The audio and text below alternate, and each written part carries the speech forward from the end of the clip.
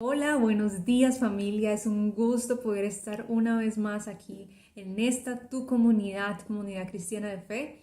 De verdad que es un placer para mí poder estar aquí hablándoles acerca de lo que vamos a aprender hoy y estoy muy feliz de que ustedes puedan estar allá en sus casas escuchando la palabra de Dios, estar conectados con la presencia, conectados con la iglesia y conectados como comunidad, a pesar de que quizás estemos lejos, nuestros corazones están más cerca que nunca.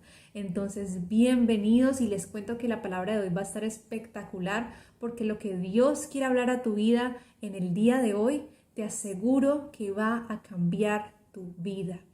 Entonces, Señor Jesús, te doy muchísimas gracias, Padre, por este día. Yo te pido, Señor, que tú puedas abrir los oídos espirituales y el corazón, Señor, de cada una de las personas que están viendo esta transmisión, amado Padre. Te pido que la tierra esté preparada, la tierra de sus corazones esté preparada para que tú plantes esa semilla, Señor, que va a dar fruto abundante. Te lo pido en el nombre de Jesús. Amén y amén. Bueno, amados, esta mañana vamos a hablar de un personaje espectacular de la Biblia. ¿A cuántos de nosotros no nos gustaría dejar huella en este mundo? ¿A cuántos de nosotros no nos gustaría que nos recordaran por las cosas buenas que hicimos o dejar un legado en esta tierra? ¿A cuántos de nosotros nos gustaría? A mí me gustaría. Y quiero hablarles de un hombre que no solamente dejó huella en la historia de la humanidad, sino que también dejó huella en Jesús, en el corazón de Jesús. Y ese hombre es Pedro. Y eso fue desde aquel día en que él decidió poner un pie fuera de la barca para acercarse a su maestro. Y a pesar de la tormenta, a pesar de todo lo que estaba sucediendo, él decidió tomar ese primer paso. ¿A cuánto nos gusta esa historia? A mí la verdad es que me ministra mucho esa historia y la podemos encontrar en Mateo 14. A partir del versículo 28, si tienen allí sus Biblias, les pido que la abran, que la desempolven, que prendan sus celulares y allí tienen sus Biblias porque vamos a leer este capítulo que es muy importante para lo que hablaremos hoy. Y dice, Pedro le dijo, Señor, si eres tú, manda que yo vaya hacia ti sobre las aguas. Y él le dijo, ven. Entonces Pedro salió de la barca y comenzó a caminar sobre las aguas en dirección a Jesús. Pero al sentir la fuerza del viento, se detuvo y tuvo miedo y comenzó a hundirse. Entonces gritó, Señor, sálvame. Al momento Jesús extendió la mano y mientras lo sostenía le dijo, hombre de poca fe, ¿por qué dudaste? Cuando ellos subieron a la barca, el viento se calmó. Entonces los que estaban en la barca se acercaron y lo adoraron diciendo, verdaderamente tú eres el Hijo de Dios.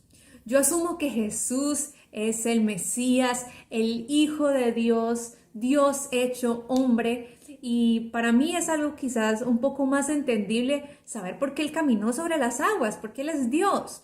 Pero me pregunto ahorita mismo, ¿qué pasó por la cabeza de Pedro para creer que él también podría hacerlo?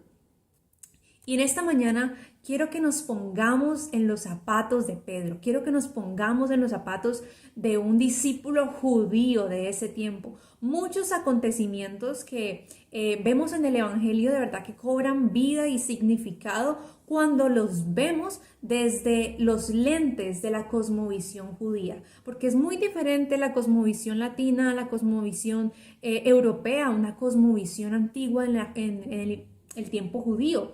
Entonces, los judíos habían desarrollado un sistema de educación espectacular, un sistema educativo muy avanzado del cual ellos estaban muy orgullosos. Y cada niño judío a partir de los 5 años iniciaba sus estudios en la sinagoga local. La sinagoga es como la iglesia en ese tiempo antiguo, la sinagoga local. Y allí se les enseñaba muchas materias, aritmética, se les enseñaba idiomas, pero la más importante de todas era el conocimiento acerca de la Torá. La Torá es lo que ahorita nosotros conocemos como el Antiguo Testamento. Y ese sistema educativo era muy, muy avanzado y estaba diseñado para promover a las personas que estaban más calificadas y para eliminar a los que no eran tan calificados. Entonces habían 3 niveles, síganme por favor. El primer nivel es el que iba de los 5 a los 10 años. En esos primeros 5 años el niño tenía que aprender el Pentateuco, es decir, los primeros 5 libros de la Biblia. Y eso se los tenía que aprender de memoria, tenía que aprendérselos, recitarlos, transcribirlos, cantarlos. Y la mayoría de judíos a los 11 años ya abandonaba sus estudios y se iban a aprender el oficio de sus padres. Si sus padres eran pescadores, entonces ellos aprenderían a pescar. Si sus padres eran carpinteros, ellos aprenderían carpintería. Si sus padres eran comerciantes, ellos aprenderían a hacer el comercio. Entonces, los mejores estudiantes, los que demostraban una habilidad para entender y para poder memorizar la palabra, la Torá, eran los que pasaban al segundo nivel. Y este se desarrollaba entre los 10 a los 15 años. Y aquí no solamente aprendían a memorizar la Torá, sino que también tenían que no solamente aprendían a memorizar el Pentateuco, sino que tenían que aprender a memorizar la Torá, es decir, los profetas mayores, los profetas menores, los salmos, los proverbios, los libros históricos, es decir, todo el Antiguo Testamento. Y solo los mejores de los mejores, la crème de la crème, por decirlo de alguna forma, aquellos que tenían una habilidad única para entender y para memorizar la Torá, llegaban al tercer nivel y era de los 15 a los 30 años. Y allí el joven judío aprendía muchísimo más en el transcurso de 15 años para que al final el joven pudiera ya abandonar su sinagoga local y pudiera empezar a buscar a un rabino, a un maestro a quien él iba a seguir. Y estos jóvenes tenían que tomar la decisión más importante de sus vidas. Tenían que decidir a qué maestro iban a seguir, a qué rabino iban a seguir. En la época de Jesús, los rabinos eran las personas más importantes de toda la sociedad religiosa, eran la top élite, élite social. No habían más personas más importantes que ellos en todo Israel, religiosamente hablando. Cuando más importante era el rabino, más importante y más difícil era ser su discípulo. Entonces el joven tenía que acercarse al rabino y pedirle que fuera pedirle a él que él quería ser su discípulo. Pero el rabino no decía que sí, simplemente. El rabino tenía que someterlo a una prueba de capacidades y le preguntaba acerca de la Torá, le preguntaba acerca de cuántas veces aparecía tal palabra en este texto bíblico, cuántas veces aparecía en tal otro texto, comparaciones, también hacía planteamientos teológicos, planteamientos morales y todo esto era para probar al discípulo y para saber si era lo suficientemente bueno para ser su discípulo, para que él pudiera ya de ahí en adelante seguirlo. Y este rabino muchas veces, o los rabinos muchas veces, si eran de una élite muy alta, no quedaban satisfechos. Entonces simplemente le decían a la persona, al joven, le decían, bueno, tú no estás calificado, regresa a tu casa y aprende el oficio de tus padres. Tus padres son pescadores, pesca. Si tus padres son comerciantes, haz comercio. Si es carpintero, estudia carpintería, pero no vas a ser mi discípulo. Pero entonces también sucedía que si el rabino veía algo en ese joven, si el rabino, el maestro, veía potencial en ese joven o veía algo que quizás él no tenía, entonces allí es donde el rabino le decía una de las palabras más importantes que cambiaría la vida de ese joven para siempre. Y esta palabra es sígueme. Sígueme. Esa es la palabra que el rabino le dice al discípulo cuando lo acepta para ser su discípulo. Sígueme. Y la mayoría de los que estamos aquí, por el contexto, no entendemos el poder de esa palabra, de la palabra que sale de la boca del rabino cuando dice sígueme. Si el rabino le decía esa palabra al joven, toda la vida de ese joven iba a ser transformada, cambiada, modificada para siempre. Lo dejaba todo para seguir a su maestro, dejaba su círculo familiar, sus padres, dejaba a su mamá, salía de su zona de confort porque tenía que ir a donde sea que el rabino fuera, salía de su región y comenzaba a seguir a este rabino, a su maestro y convertirse a él. Es como si el mismo rabino, el mismo maestro se convirtiera en el centro de su vida, a tal punto de que él mismo podía llamar a su maestro padre. Y a veces se sentía más ese padre que su padre biológico. Entonces, a partir de ese momento, la obsesión del discípulo era capturar cada enseñanza de su maestro, memorizar cada palabra de su maestro, observar sus gestos, sus movimientos, convertirse en la imagen viva de ese maestro. Pero quizás tú te estés preguntando, bueno, Ana, ¿qué tiene que ver todo esto con lo que vas a hablar? Cuando leemos la Biblia, cuando escudriñamos las escrituras, nos podemos dar cuenta de que hay un nuevo maestro, un nuevo rabino, alguien que no era como los demás, alguien que cambió todo el sistema educativo de ese tiempo. Y su nombre es Jesús. Jesús desafió todo el sistema educativo de ese tiempo, de esa época. Él no esperó que los discípulos lo eligieran. Él eligió a sus discípulos, como dice en Juan 15:16. Ustedes no me escogieron a mí, yo los escogí a ustedes. Y nos cuenta entonces de repente que Jesús se acercó a un grupo de pescadores, entre ellos los cuales se encontraba Pedro, y le dijo a Pedro, Pedro, sígueme. Imagínense el peso de esa palabra para un hombre como Pedro. Pedro era un hombre mayor, él ya tenía esposa, suegra, él ya tenía su vida organizada, su trabajo organizado. ¿Y por qué Pedro estaba pescando? ¿Qué significaba esto? ¿Qué significaba que Pedro estuviera pescando? Pues que Pedro finalmente se dedicó al oficio familiar, que no dio la talla para ser discípulo de algún rabino, que no era el mejor de los mejores, que Pedro no era calificado para poder ser discípulo de un maestro. Y de repente Jesús viene y le dice, sígueme. ¡Wow!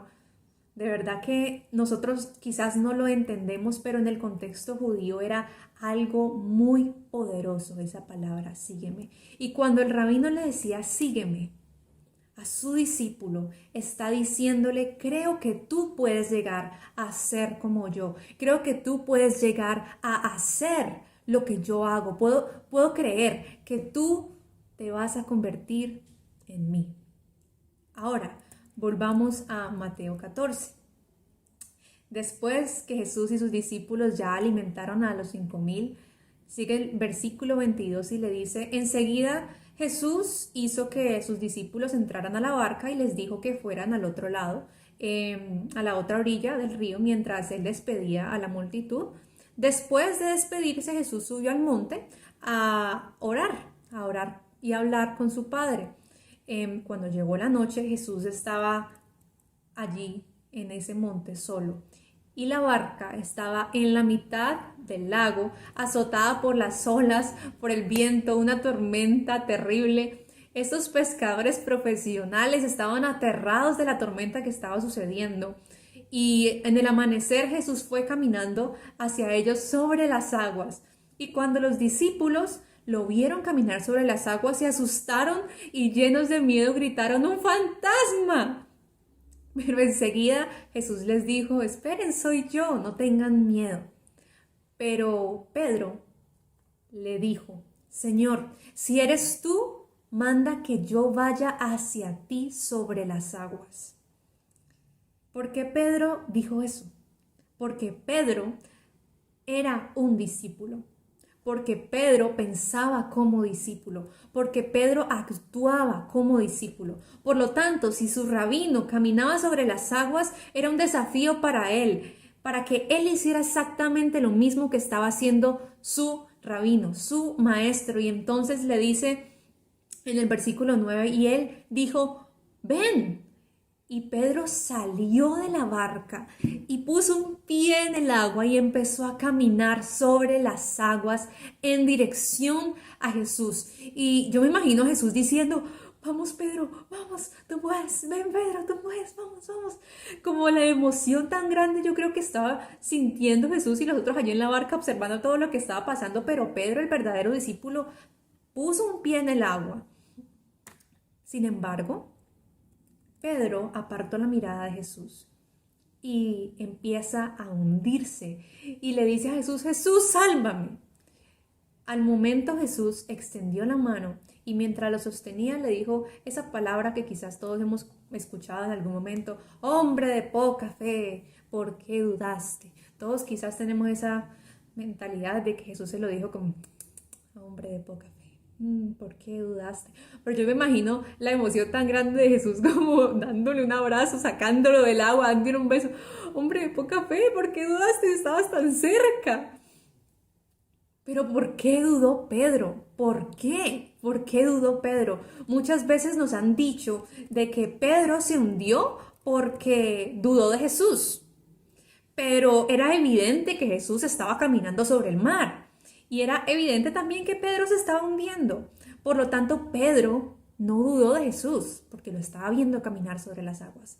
Pedro dudó de sí mismo.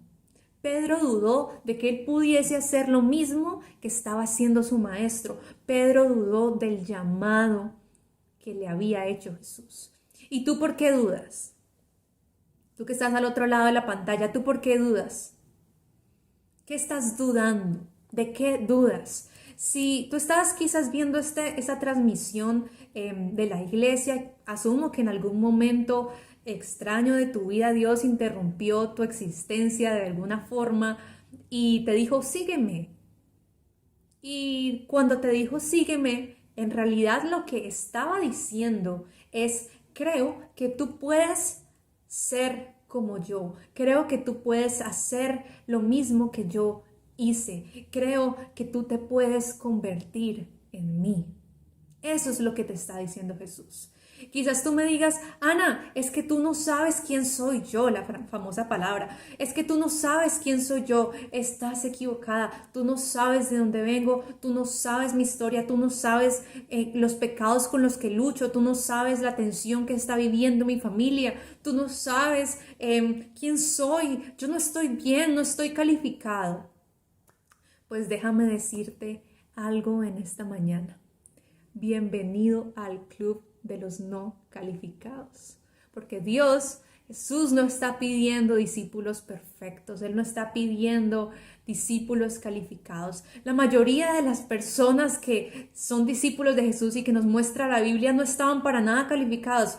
Te voy a hacer una lista. Pedro era muy impulsivo. Tomás siempre dudaba. Marta estaba estresada. Timoteo tenía miedo. Mateo era un traidor de su patria. Nicodemo pertenecía a otra religión. Zaqueo era un político corrupto. María Magdalena era una prostituta. La samaritana estaba divorciada 5 veces. El gadareno era un loco. Pablo era un terrorista. Lázaro estaba muerto.